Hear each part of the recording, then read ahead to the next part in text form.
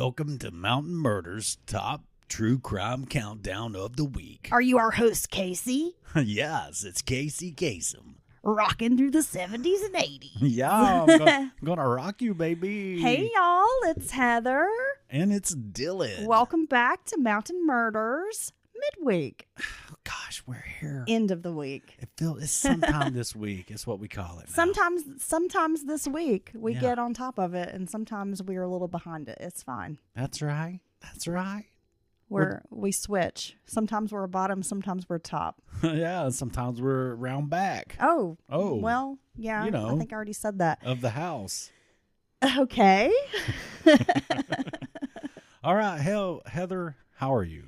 Dylan, I am hanging in there. Yeah. Okay. Well, I mean, I mentioned this last episode, but I've been a little overwhelmed with school, just getting back in the swing of things. You know, it's been a while since I've been a full-time college student. I have a big load this semester. Don't make a sex joke. I didn't even think of one. Yeah. And I'm struggling, and I've probably mentioned this last episode, but it's the math that always kicks my ass. Yeah. And I'm in this really basic accounting class. And it really should be simple, but I see numbers and just start to panic and my brain turns to mush. Oh, its whole head goes crazy. Yeah. In the words of Dylan, irregardless. Irregardless. Yeah, which I can't stand that. Drives me crazy. It's a non-word, Dylan. It's a non-word that has a definition. I can't do math. So that is stressing me out, even if it's just super basic. So I've really been trying to get it together for that class, and it's hard for me. See, I've started to figure out in discussing this with you and watching your struggles in real time. Well, I have a learning disability. Well, no, I'm saying a true documented learning disability. Yeah. As in, like, I almost didn't graduate from high school because I could not pass, like, basic fucking math classes. And my senior year, I had to double up and take 2 math classes just in order to be able to, not just to graduate, but also to be able to get into like a 4-year college. You had to have certain maths. Did you have to take a late remedial math? Dude, I was always in remedial math. And then my senior year, I had to go every day after school and be tutored for like 2 hours a day. So that really fucking sucked because I'm in 2 math classes. I hate math. And then on top of it, I'm spending 2 hours every day after school being tutored. But I actually managed to get through and graduate my math classes with like B's, which I'd never earned B's in math before. But it wasn't until my senior year that they finally tested me and realized I had a learning disability. Because I was always in like these, like advanced placement English classes, honors English classes. And then the discrepancy between like my, reading comprehension and vocab and all that was like, there's like a 21-point discrepancy. And I think if it's 15 points, that's how they determine you have a learning disability. Oh, okay. And mine was like 21 points between like math. Like I was reading and writing at like a college senior level according to the test results. But then my math was at like a 7th, 8th grade level. Yeah. And it's not that you just don't like it. Your brain literally can't process it. Yeah. It's like super hard for me. And I don't know. And I've always struggled with it. And in some ways, I mean, especially when I was younger, it made me feel dumb. Yo, dumb bitch. Well, yeah, And my mom was a teacher. And it's like, even though she recognized there were issues, I felt like maybe I wasn't getting the proper support I needed or attention. And it was always just like, you're a smart girl and you do really well in, A, B, C, D, E subjects. So you're just goofing off in this class. I mean, that was always the attitude, was like I was just dicking around in this class and just not paying attention and not applying myself. How does that work when you see someone's killing it in every other thing? Yeah, I don't know. See, me and you are very similar in that respect. I would kill it. Social studies, literature, reading, comprehension. Even science, unless it was chemistry, because I, again, can't do math and there was some math involved. No, but all the other science, just, all that stuff could kill it. Man, I remember only passing chemistry as a junior because I cheated off of a sophomore. Oh my I know God. that's terrible to say, but if it hadn't been for this sophomore named Natalie who was on my track team, I wouldn't have passed. I wouldn't have passed chemistry at all. Oh, shout out. And then I think I ended up with like a C. Shout out to Natalie. Yeah, I know. I don't know if she knew I was cheating off of her, but I'll admit I was because I knew. I was like, I'm going to bomb this class. But then if I took like a biology or environmental science, I was good. So anyway, enough about that. the accounting class is kicking my ass. And then I also have like a health science class that's like medical terminology. So you're learning like all the body parts and whatnot. And it's not that it's too hard. It's just, it's so much to remember. I mean, look, Dylan, look at this pile of flashcards that I've created for myself. There's probably 300 prefixes, suffixes. Well, see, that's the thing. You not to study. You're not only learning every part of the body, you're learning abbreviations, yes, prefixes, suffixes, all putting that these shit. words together. Yeah. Being able to like basically get a whole condition, multiple conditions out of a word. And I know we have quite a few listeners who work in the medical field that are nurses. And I've even had a few be like, oh, yeah, that's right up my alley. Hey, Karen and Tish. Yeah, Tish especially. She was like, oh, now you're speaking my language. But I've just never really had those kinds of classes. And a lot of the words are the root, it's like you kind of know what they mean, like necro. We kind of know what that means, like death or dead. So there are certain words that are just kind of common sense words you know just from everyday language. But then there's some stuff that I'm like, okay, I have to study this.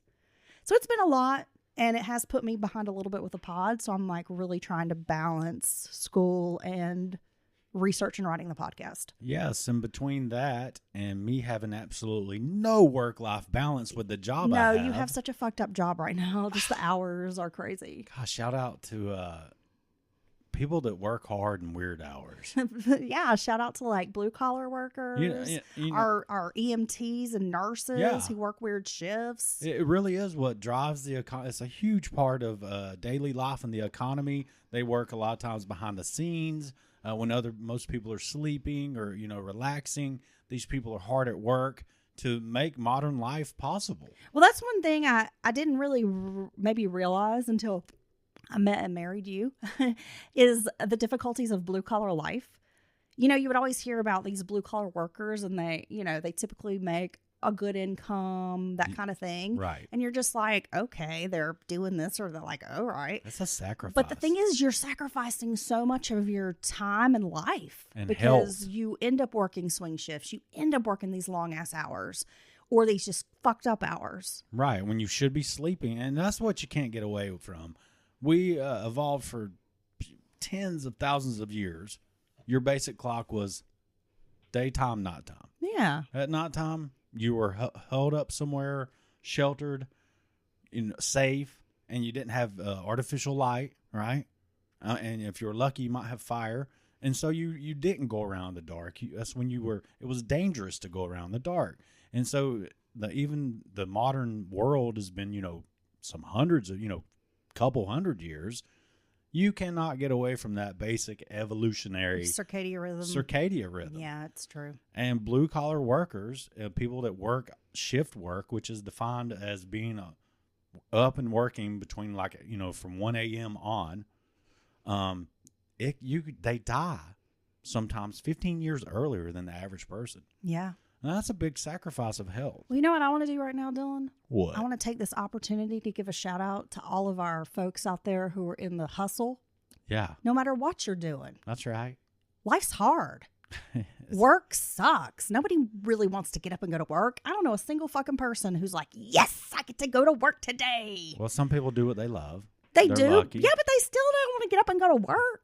Most people, let's be honest, even if you love what you do, you get burnt out. And after a while, you're like, this is stupid. You might have a ridiculous coworker or manager or supervisor that gets on your damn nerves. I mean, it just happens.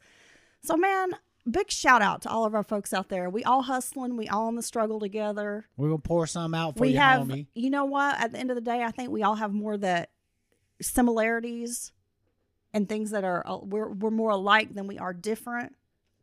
And sometimes I think we all just need to pause and recognize this. And regardless of where you are, so are other people in the struggle too, man. Well, we're all just trying to do the damn thing, keep a roof over our heads, keep food on the table, take care of our families, and then also be able to find that squeak out, that little tiny bit of joy that we might get in life. I want to start celebrating, and I love all people of anything you are. I really do. I do too. But I want to start talking about the 95% similar we are. because I think we've forgotten that. Well, that's true. I mean, at the end of the day, we all bleed. We're We all all- bleed blood, man. And we all want the same thing for the most part.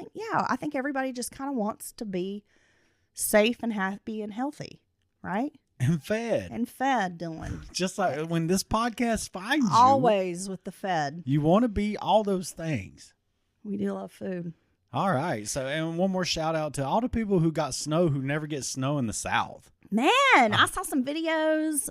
Some of our listeners that I follow on the gram posting Florida videos with tons of snow. Louisiana?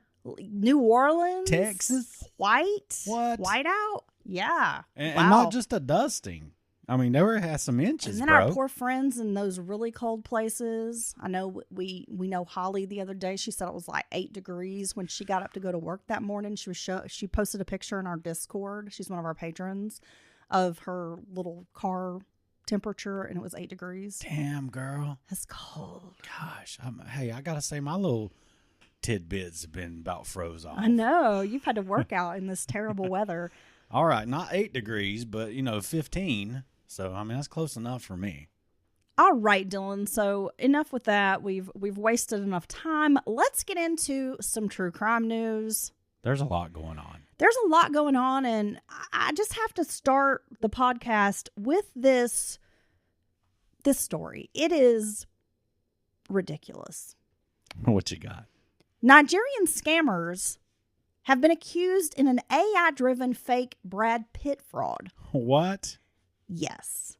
A French woman lost her life savings to scammers who are pretending to be actor Brad Pitt, and she's trying to unmask at least 3 Nigerians that her legal team accuses of defrauding her. Now, could you imagine being the honest Nigerian business person in Nigeria who's just trying to get off the ground and has a really great opportunity for people? Can you? But Yes. You can't lead with that because of all the assholes who are doing criminal activity. Well, can you imagine the real Nigerian prince who just wants to give people like millions of dollars? Who's trying to access his $100 million family fortune, but he doesn't have the $2,000 to do the paperwork. I mean, that guy is really left hanging out to dry. It's true. The scammers tricked the 53-year-old victim, who has only been identified by the name Anne, into believing that she was in a romantic relationship with 61-year-old Hollywood star Brad Pitt by using AI-generated photos. And can I just say, 61 years old? What? Brad Pitt be looking good for 61. Dude, so that means he was his late 50s in Once Upon a Time in Hollywood? Yeah. What? Can you believe those were the abs of a late 50s man? Oh, he's like little Tom Cruise. He never ages. Doesn't age. So this case illustrates how Nigerian scammers, who are kind of already known for a variety of internet schemes, including like romance scams, are pivoting towards using these new technologies to swindle victims. Anne told TF1, which is like a French news station, that she was first targeted on Instagram by someone posing as Pitt's mother after she shared pictures of herself skiing at a resort. The scammers claimed that the actor urgently needed money to pay for kidney treatment, alleging that his bank accounts had been frozen due to ongoing divorce proceedings with his ex-wife, Angelina Jolie. Now, Dylan, I have seen a few of these AI-generated pictures, and I have to say, they're not good. Really? For someone who recognizes like AI and recognizes like Photoshop pictures and edits, it's kind of clear to me that these are not real pictures of Brad Pitt. Well, why didn't they just get regular pictures of Brad Pitt? Why do they have to do the AI generated? I don't know. And look, but see, look, I've listened to so many of these types of stories of people being scammed out of everything. Hundreds of thousands of dollars. And my first inclination is, oh, you're so dumb. I'd never, ever believe that. But it's really sad. It is sad. It's really sad when the romance con is old. Is a very old con. It's been done, Oh, yeah. It's been done for many, many years in many different forms. And what's so sad about that one is you get emotional and your feelings wrapped up and twisted up into this. But, I feel really terrible for these people that get taken like this. Yeah, I feel terrible for people who are scammed and people who are catfished. Yeah. Because like you said, I mean, You start having feelings for Yeah. this person who's just out to steal from you. Well, Anne's lawyer said that her client lost about $850,000 to these scammers. Oh, my God. Yeah. But, you know, I mean, it's really sad. But, you know, if Brad Pitt, all his money was froze, all his friends are rich, bro. He's really good friends with Clooney. He You'd could think that borrow Clooney a few bucks. throw him some bones. But these people, they just get fleeced and they get sucked in, and they think a lot of times it's from the kindness of their heart. You know, they think they're helping someone, right? And they go all in, and then you know what? There's a real psychology involved in this, and once you start getting in deep, even when you start having misgivings or feelings like, hey, wait a minute, you almost don't want to admit to yourself that this could be a scam because you feel like a fool. And then that stops you from, it's embarrassing. It stops you from reaching out for help or advice from people, right? Because you really just don't even want to admit to yourself, I'm getting freaking screwed, you know, out of all this money. Yeah, I feel foolish. So I'm sure there's a lot of you keep hoping issues that there it's to real and getting deeper and deeper. I have to say, if Brad Pitt ever reached out to me, I'm not going to believe it. Well, he's not going to scam you out of $850,000. Well, no, because I'm a 4 at best. Okay, I look good today. That's with like my hair and makeup done. That's not true. A 400 and wearing like a tent. Okay? On a scale of 1 to 4, maybe. I'm a 4 in a Halloween costume. Baby, you're a fucking 20 to me. Oh, well, aren't you sweet? That's true. On a scale of just because I do that little thing that you like. 1 to 20. All right. So what I'm saying is, I'm not going to believe that Brad Pitt's going to want me. I'm self-aware enough to know that I'm not Brad Pitt. He's out of my league. That's not true. He's way out of my league. He's out. No, he'd be lucky to have you. And although I probably would like lick whipped cream off of his abs, I mean he's out of my league. And also, you're not going to scam me out of any money because I'm broke. I'm poor. Help me, I'm poor. Yes, when Kristen Wiig said that on the airplane in Bridesmaids, that was the most relatable phrase I've ever heard because I am poor. So all he's going to scam out of me is like maybe $5. If you need $850 from me in the next 2 weeks, man, you might be hurting. I'm just saying. You got to wait till I get paid. A few times. Yeah.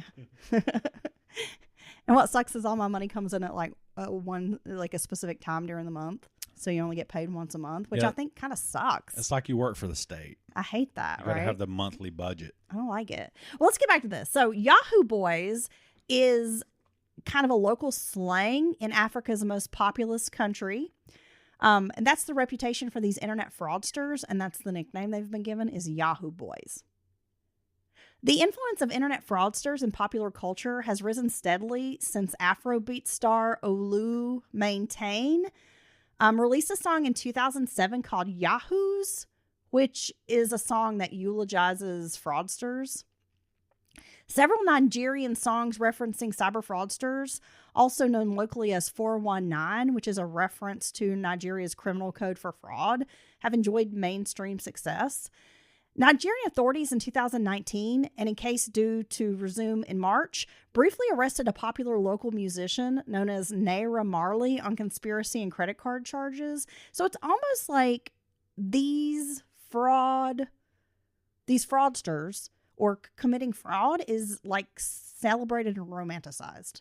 Right. Well, in this country and in this culture. Yeah, that's not the first time that criminal activity or things like this have been celebrated or romanticized. So the use of AI is a new twist to an old crime, basically. It's pretty terrifying to me. Now, I think there are some good things. It's like anything. You have good and bad. And I think there are some good things that come with AI, but there's also a lot of bad things. And these deep fakes and being able to copy your voice. I mean, we're getting into like dangerous water with making these fake videos and saying fake, because then once it's out there, it's really hard to walk it back. Right. Well, I mean, you can get into a conversation about misinformation and things like that. And you know, it's one thing to be like thinking or someone trying to make a point in some political discourse and some social arguments online. But what if someone releases a video that is declaring some type of national emergency from our leaders and people believe it? and it causes a national panic. You know what I'm saying? I mean, the dangers. Like War of the Worlds type shit. Yeah. I mean, the dangers of it that could, I mean, it could be just go on and on. Well, just some of the authenticity of these AI videos, I've seen some that I'm like, okay, that's obviously like weird and not, something's off. But then I've seen a few of these like deep fakes or whatever that they do kind of lok real. Yeah, they do. But I got to say, there's always something unsettling to me when it's this AI, like you see these AI videos and little short clips and people feed, some sentences in there and it kicks out this stuff or it creates a song or it does it into this video. There's always something very off. Inhuman. And now, I don't know if our listeners, I'm sure some of them have seen these videos where the things or the people are like morphing, like into each other and into other stuff. It's really, you saw a burger, dude. It was like a breathing with hamburger, like it a was mouth, alive. and it had like a oh my god, it was like something out of a horror It's movie. freaking creepy. I don't like it. It makes my skin crawl. It makes my skin crawl. There's too, something about it that is, I guess, I don't know if it's unsavory, unhuman, unsettling. I don't know, and I think there's a big danger with these type programs creating art, music, movies, scripts. I think there's a danger in that. You know what I mean? I do too. Because I think there really needs well, as a creative person, and I think this is probably where you're going with this, and I'm sorry to interrupt you, but you know how we have ADD and we jump in, interrupt each other all the time. As a creative person, I mean, I feel like I'm very creative, and I like, and part of that is I like to create. So I'm always writing, or I like to do photography or dabble in some craft or whatever, because I always feel like I have this need to do something that's creative and produces something, right?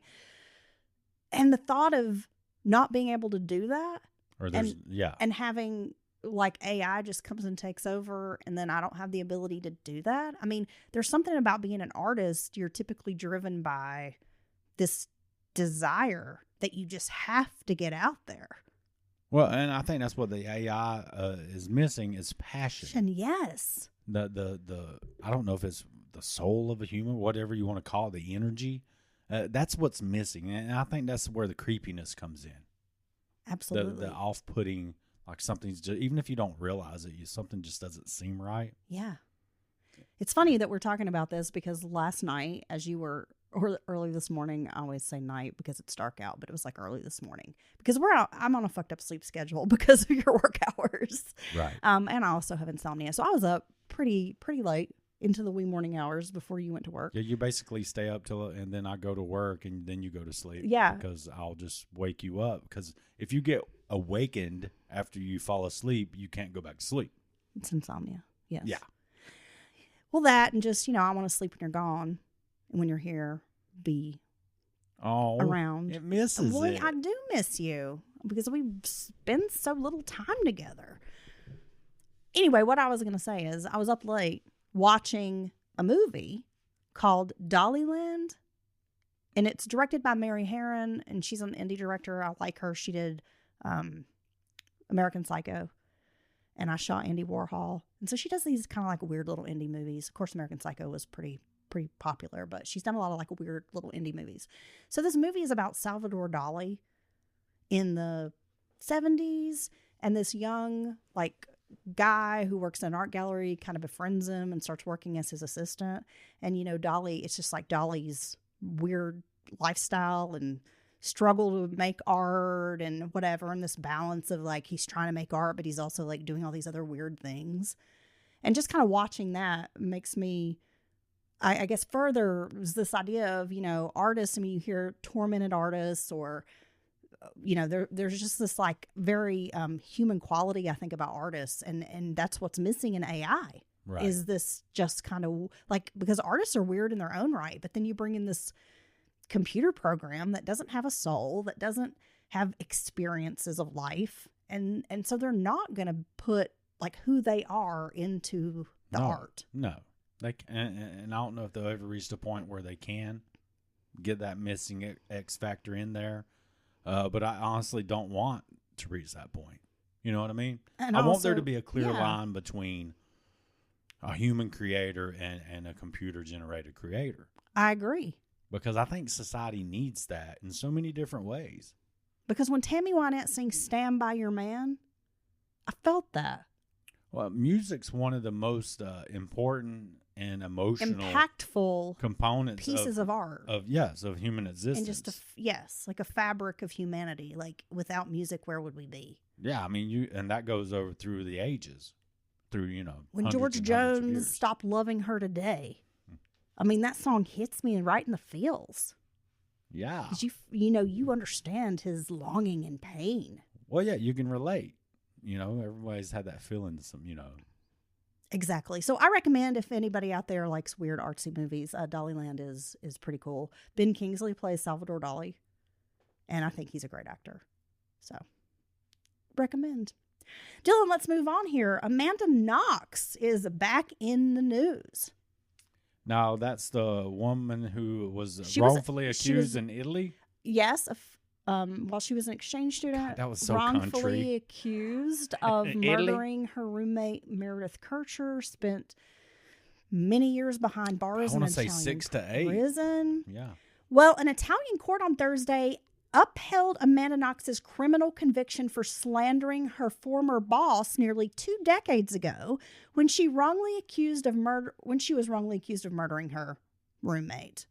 So the Supreme Court in Rome found that Amanda Knox was guilty in June of 2024 of wrongly accusing bar owner Patrick Lumumba of murdering her 21-year-old English roommate Meredith Kircher back in 2007, and decided to uphold the verdict on appeal Thursday.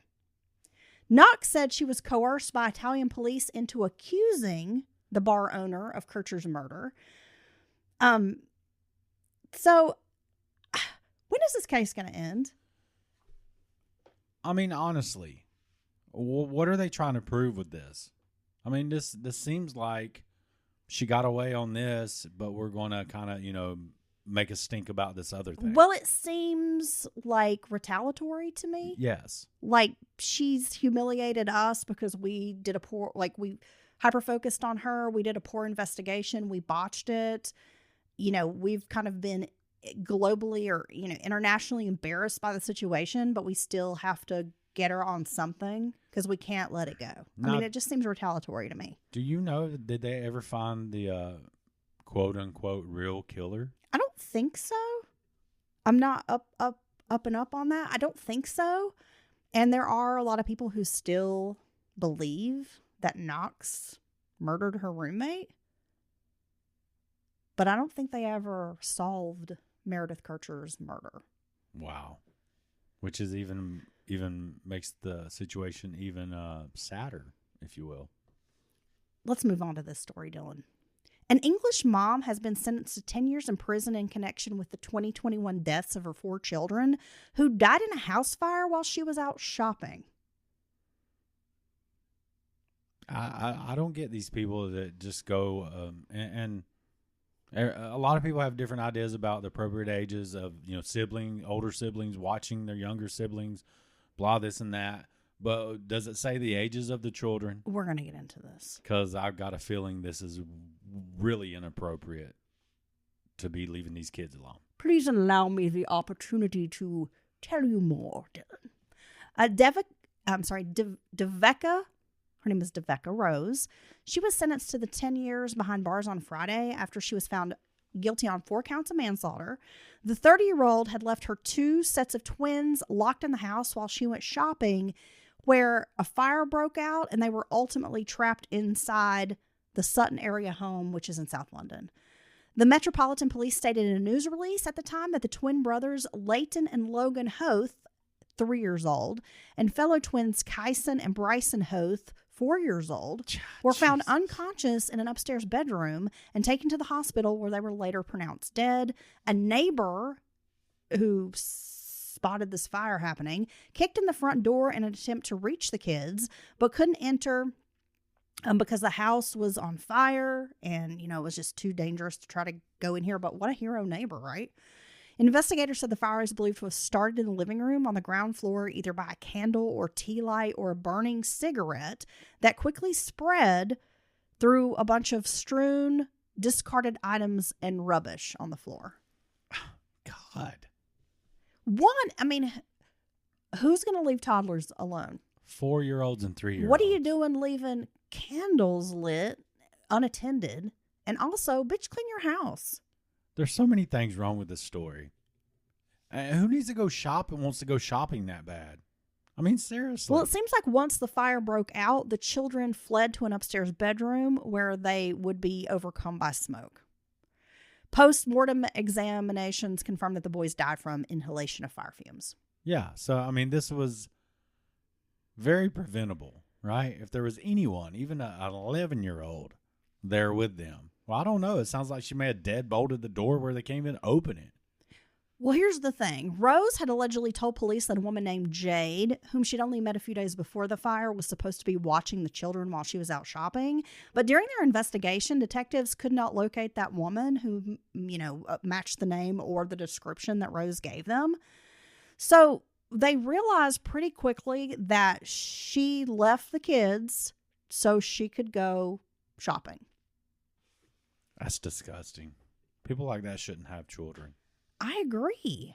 They shouldn't even have a dog. Is it? I mean, like you said, is it really that important that we go shopping? We're gonna leave the kids home alone. Can't you just buy something online? Here's the thing: if it's too big of a hassle to take your kids out, you shouldn't have had them. I mean, and once you do have them, you have certain, especially basic things that you have to do. Basic obligations as a parent. Yes, whether you're down for it or not, it does not matter at that point. You have to keep them safe. You cannot leave your small children at night, lock the door to go out to the bar. No, you can't to go do any shopping. of that. I mean, this is just very irresponsible and selfish behavior. Keep a clean that home. results in a tragedy. Keep them fed, safe, happy for the most part. And it's just really disgusting when you hear a story like this. That woman is a shitbird. And she should have got more than 10 years. She should have got 10 years for every count of manslaughter. Don't disagree with that. I mean, I know sometimes I can't go shopping because I have this husband who doesn't like to shop, and I can't take him out in public because he's unruly and whatever. So then I just have to stay here with you. Look, sometimes I try. I'll be like, I'm gonna go shopping with you, but I can't. I mean, I get drained very quickly. I don't know. You like to go to Target though.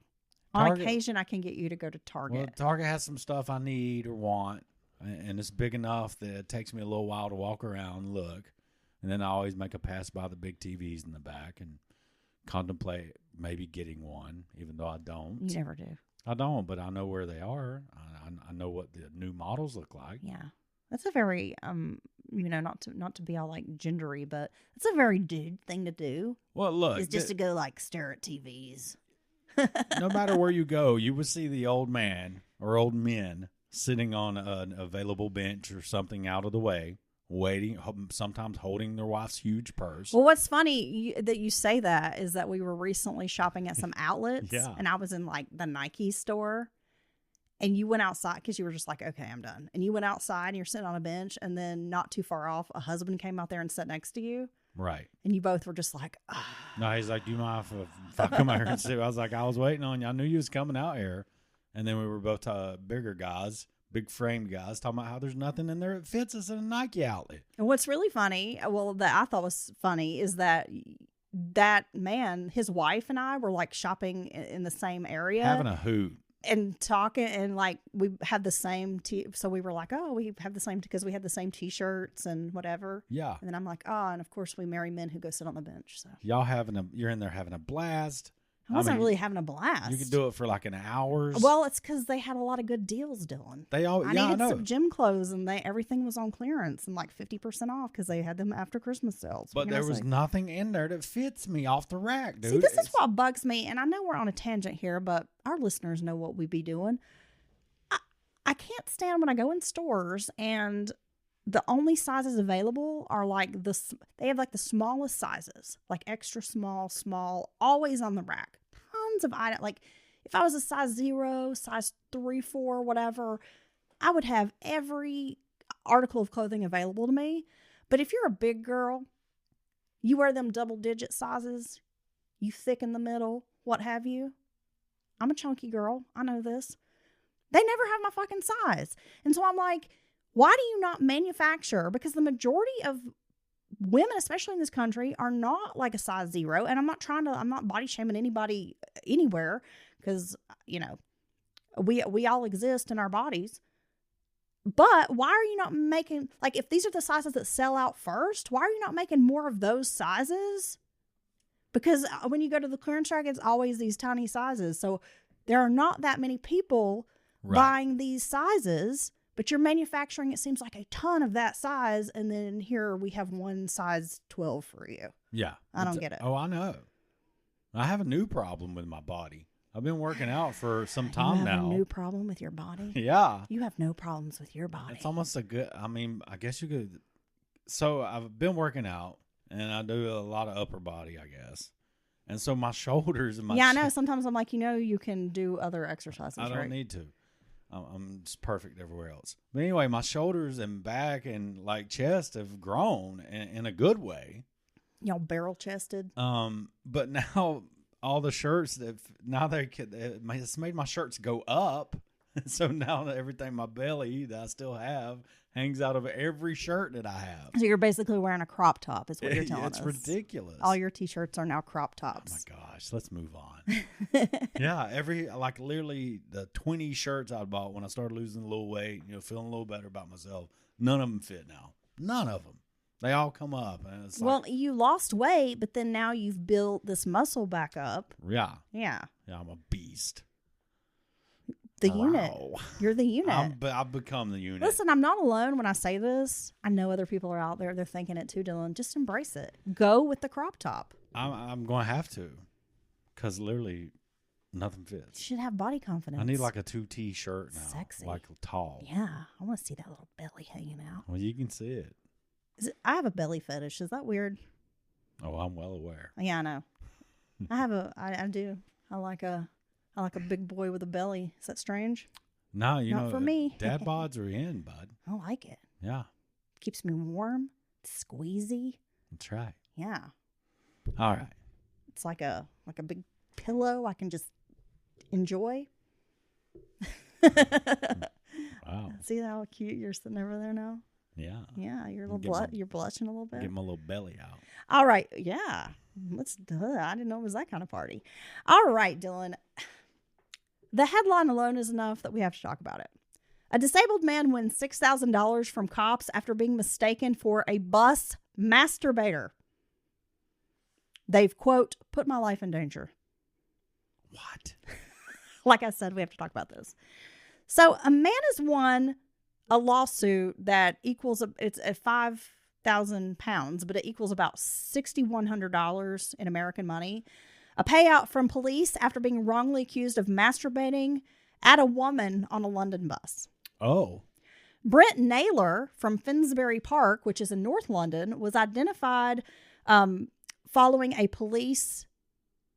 an incident that was investigated by police, which took place on a bus. But despite officers soon realizing he wasn't their man, the damage was done because neighbors had already seen, I guess, his name in print, that he's already been like a suspect and named in this incident. Oh my God.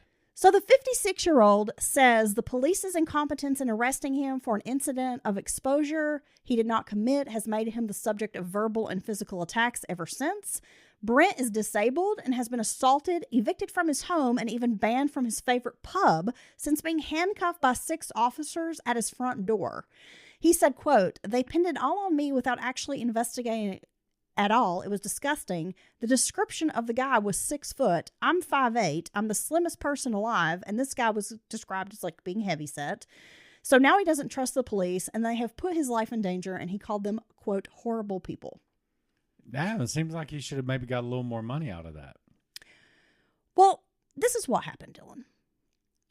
His ordeal began after someone claimed that he was the man in a witness appeal for incident exposure on a bus. The man, who was over 6 feet tall and described as being, quote, chubby with dark hair, was reporting as having got off at this certain stop. When police released a CCTV image, someone called up and gave Mr. Naylor's name as this person.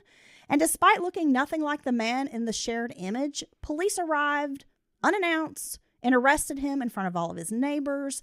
And even after he was cleared of wrongdoing, he was still being heckled and threatened on the street. Just before Christmas, he was hospitalized after being struck over the head with what is believed to have been some type of bottle. Oh, my God. Because people think that he's some kind of like alleged or convicted sex offender.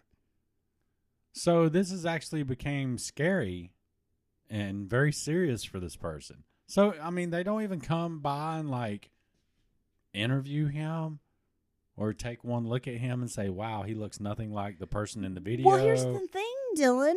It was only after he'd been in custody for more than 7 hours that a senior officer looked at him and realized he did not resemble the suspect at all. Police documents said the suspect, according to witnesses and the CCTV footage, was described with a large build and a rotund belly or stomach. The officers reported that Mr. Nayland was very slim with a 26 to 28 inch waist, which is super skinny because that's like the size of my son. Like that's the size of pants my child wears. That's very small. And he is like a little beanpole. Like he's all legs and he's really tall and thin. That's not even close. I mean, there's no way you can confuse those two descriptions. No. God, this is just lazy police work. It's well, what an injustice. And I feel so sorry for this guy. I mean, he's a disabled guy, and then this is happening to him. He's being threatened and abused, assaulted. Can we talk about that other incident I also showed you the video of? That man who got pulled over for running a stoplight? Tell us about that. This was in Florida. A man is pulled over for running a stoplight. Well, which is not a major crime. I mean, not really. There's a traffic infraction. Right. Right? No big deal. Should be ticketed. He gets out. He as soon as he makes contact with police, lets them know he is indeed armed. He has a sidearm on his side. And they're like, okay, cool. Thanks for letting us know. And so they're, I really think, I was discussing this with Heather. Like, if I'm so I'm getting pulled over for a run, a stoplight, stop sign, something minor. It's not that I was in a mistaken for a stolen vehicle or a felon or a violent criminal. I'm considered armed and dangerous. Nothing like that, right? Just a simple guy. Some minor contact with police, and I have a sidearm on my side, right? I'm a responsible citizen, no record, no anything. Why can I not stand there and have a conversation with a police officer with my sidearm on my... I'm sorry. Why can't I be trusted to be a responsible individual? I'm trusting you standing there with, possibly multiple guns on your person to be responsible with your firearm and a reasonable person. I mean, I get it. They'll say, well, it's the safest and all this. But this man, they're disarming him. They won't even let him take the weapon out and hand it to him or anything. And the female officer is taking his gun out. She shoots him in the leg with his own fucking gun, dude. And the whole and what's really blows my mind about this body cam, if you look it up, and she is so fucking nervous while she's being directed by, I'm sure, possibly her superiors or her partner to disarm this man. She is freaking just a wreck. I mean, just a nervous wreck. And she gets not one, but puts 2 fingers on the trigger. So this is so anybody who knows anything about gun safety, you don't put your fingers on the trigger. What are you doing? It's not that hard to grasp a firearm. No. If you have trigger discipline and never ever come into contact with the trigger. You don't know how light the trigger is. Right. Or you don't know if it's loaded. You don't know if the safety's on or off. A lot of guns nowadays just have the safety built into the trigger. Yes. So you literally, when you pull the trigger, it's going to go off, period. I mean, this is so incompetent and ridiculous. It blew my mind. I could have killed that man. It could have went through his femoral artery or whatever, and he could have bled out right there. So I don't know. It just really blew my mind, and I don't know what's going on with training. And this is not just attacking this woman because she's a female officer. You see problems, and there's many, many, many good cops operating every day. We know this. There absolutely are. There are, because there's thousands of contact with the public every day by police officers. They help people every day, save people's lives, all that stuff. But some of these people, men and women, just should have never made it to being on the street. And I don't know why they do make it. I don't understand. Because used to, cops were tough. They were kind of badasses. You know what I mean? And it seems like some of the wrong people nowadays are becoming cops. Well, and it almost seems like, and maybe I'm wrong, because I know there are a lot of people out there who are good at and I'm not trashing cops. But it almost seems like years ago, cops were, law enforcement, like they were in it because they wanted to serve the public and because they had like, it was like a passion. Like they were drawn to this and they were good at their job and they took their job seriously and they didn't cut corners, and it was all about like, you know, doing the job. Where nowadays, I don't know, sometimes it just seems like, we're just here making some money and it's just another job. And yeah. We can talk about it for hours, but it's just happened to many professions. Well, I told you that I had a personal experience with something similar to this, and I think I've shared it on the podcast before, but I'll talk about it again because I was in a similar situation and it scared me because the officer was like freaking out. I was out with a friend and there was an incident that we reported, you know, this thing that we were witnessing, and we called and we were like, hey, you know, we think an officer needs to come down here. Officer shows up, whatever. We're like, yeah, we're the people who called. You know, we direct her to the situation. You know, she's kind of getting that squared away or whatever. And then she comes back over. She's talking to us. And my good friend at the time, who moved away now, but, you know, was my good friend. And he was he always concealed carry, like everywhere we went. And he told her, look, I have a permit and I am carrying right now. And I just wanted to let you know that while we're talking. This officer started like shaking and freaking out and like put her hand on her gun and was just like, and she was very young. I mean, I could tell she was super green, but she was like a nervous fucking wreck talking to us. And we're just like two normal people, just like, hey, we're good Samaritans who called about this person who clearly needed help. And we're just trying to, you know, be good citizens. And she was like terrified. And I thought, oh my God, she's going to fucking shoot us. Yeah. It was really scary. Well, you don't see someone who's shaking and visibly scared, nervous, like putting their hand on their gun. Then she starts kind of harassing us like we did something wrong. And see with anybody. And I was like, what is happening? Like, it was just a really strange, very bizarre incident. And your friend did the right thing. And this is any basic training on handguns and concealed carrying is you alert any authority in any situation that you are indeed armed. Yeah, my friend has a criminal justice degree, right, and is now a lawyer. So, I mean, of all people, he's a very trustworthy individual who definitely follows the letter of the law. Well, I'm saying you just got to approach that in a logical manner. Okay, if this person's out to harm me, they're likely not going to tell me they're armed when I can't visibly see their firearm. Well, yeah. And I mean, come on. We're just two normal looking people trying to go home and just witnessed an incident. And what would make you think that we're posing a danger to you? It was very strange. And again, I was not trashing cops. I love cops. Yeah, I know you do. Where we are now, we have a very good, just the attitude of the police.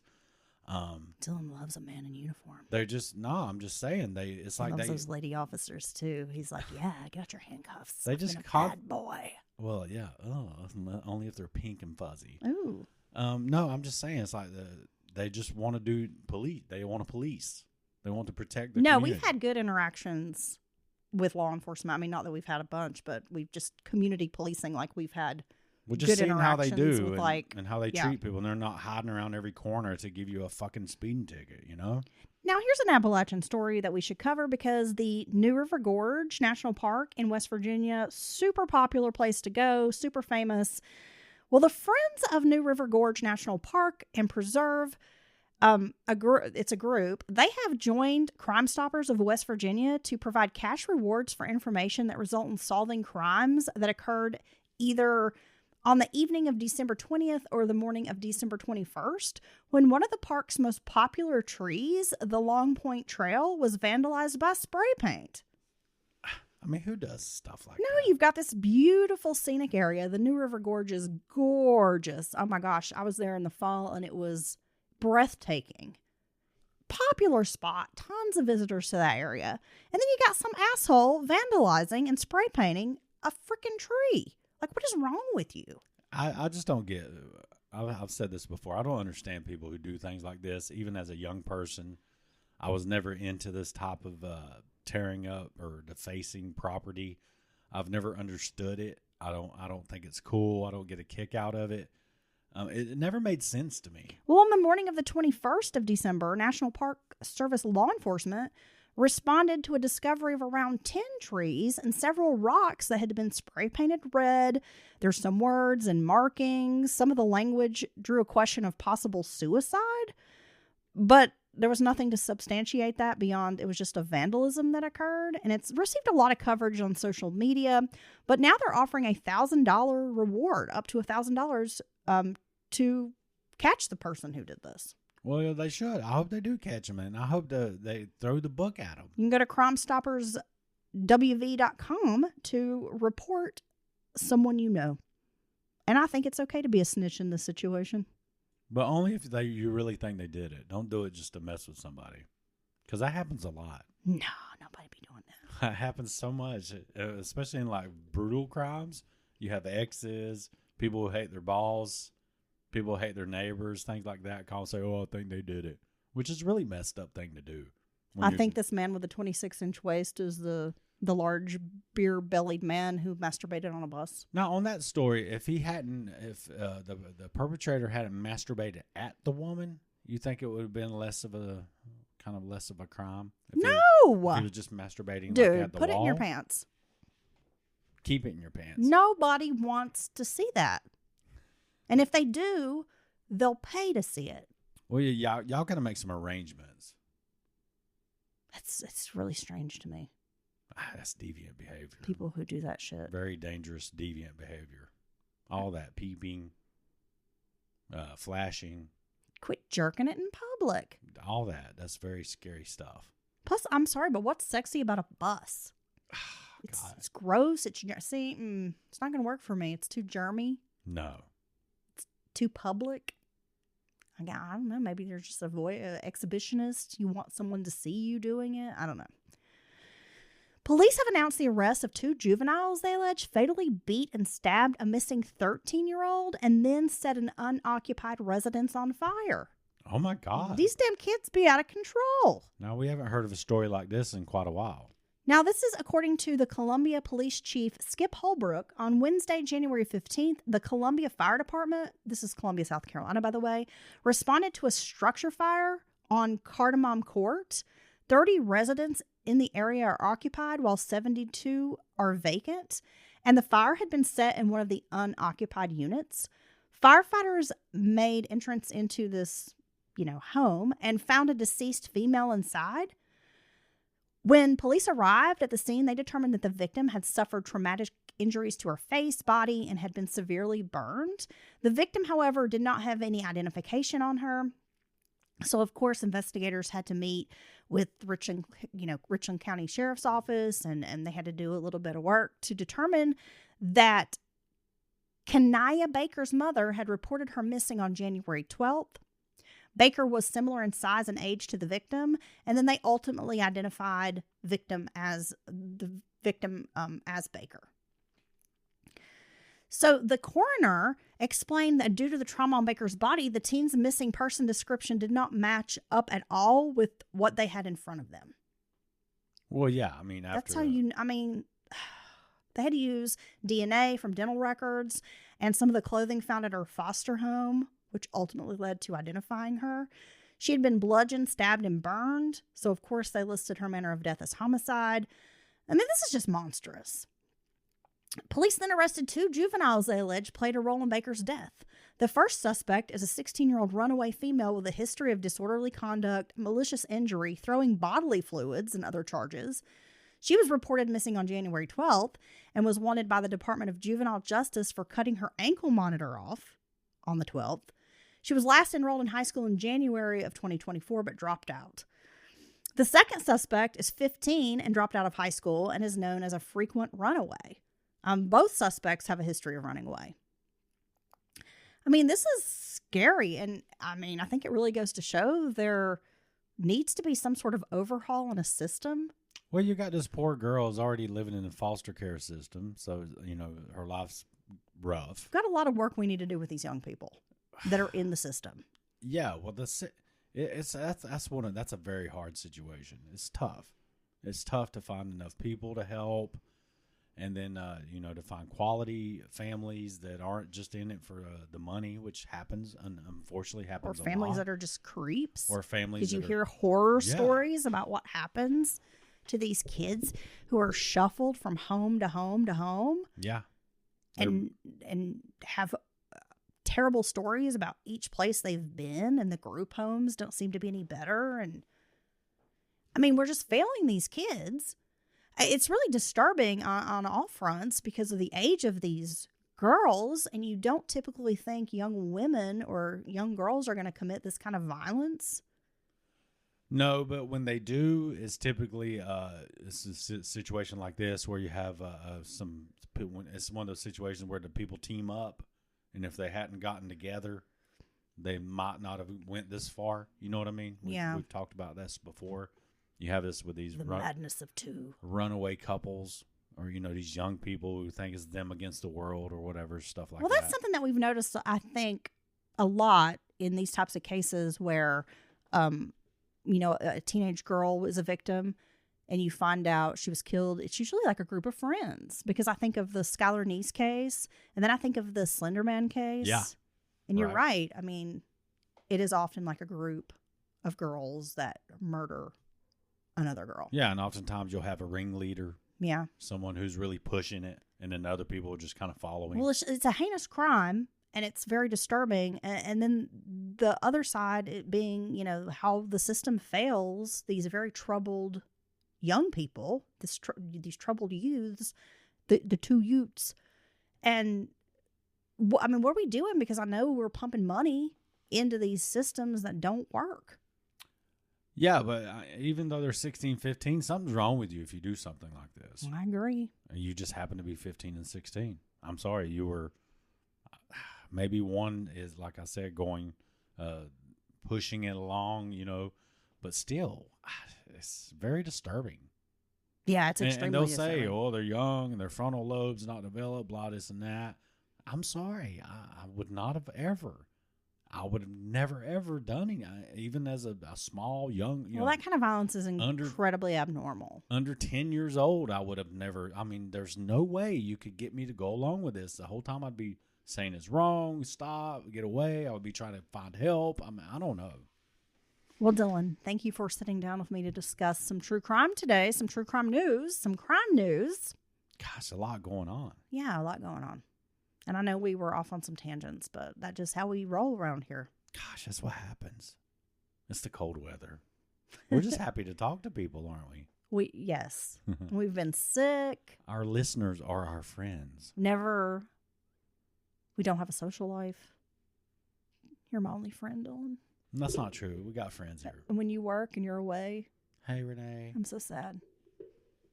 Hey, Brian and Santa. Hey, Brian and Santa. I can see you. And hey to everyone else. And as usual, we hope this podcast finds you happy, fed, and happy, safe, and fed. Do we? Do we, Dylan? Oh, yeah, I do. I also wanted to add a couple of things here, Dylan, just as we wrap things up. I received a really nice email from one of our listeners named Dawn. Hey, Dawn. So I wanted to say thank you. Her email made my day. It was so kind. And also, we had a really funny message from a lady, one of our listeners on Instagram, and her name was Tasha. Hey, Tasha. And she was cracking me up. She listens to Mountain Murders at night so she can drown out the sounds of her husband snoring. Oh. I told her what I found works best is I just put a pillow over your head until you go quiet. Does that mean we end up in our dreams?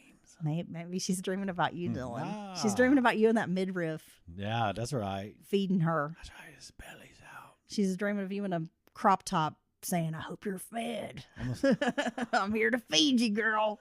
I'm going to start tying my t-shirt up, twisting it and tying it up in the middle. Yeah, but over the last couple of weeks, I have received quite a few emails from listeners mentioning like specific cases we've covered. I know we covered the Melissa McLaughlin case in Charleston, South Carolina. And we had someone who was actually Melissa's close friend email Wow. and tell us that she really appreciated our coverage of Melissa and that we really humanized her as a victim. So that was nice. But, you know, when we get those emails from listeners or messages, like, it really does make our day.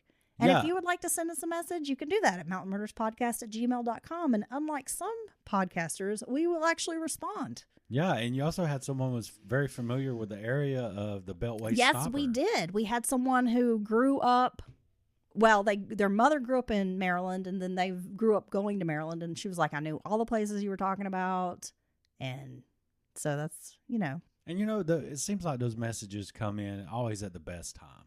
It's true. It's like just when we need it. We're feeling a little low in life, or, you know, been sick, or a lot going on, or, you know, having trouble, you know, getting time to record and being, you know, a little frustrated. But those always come right on time. We really appreciate that. Yeah, you guys are awesome. I guess at the end of the day, what I wanted to say is we have amazing listeners, and I feel so privileged that we've had an opportunity to get to know some of y'all. Yeah, and so many years. Wow, it's amazing. Okay, Dylan, stay fed. All right, then. Bye. Bye.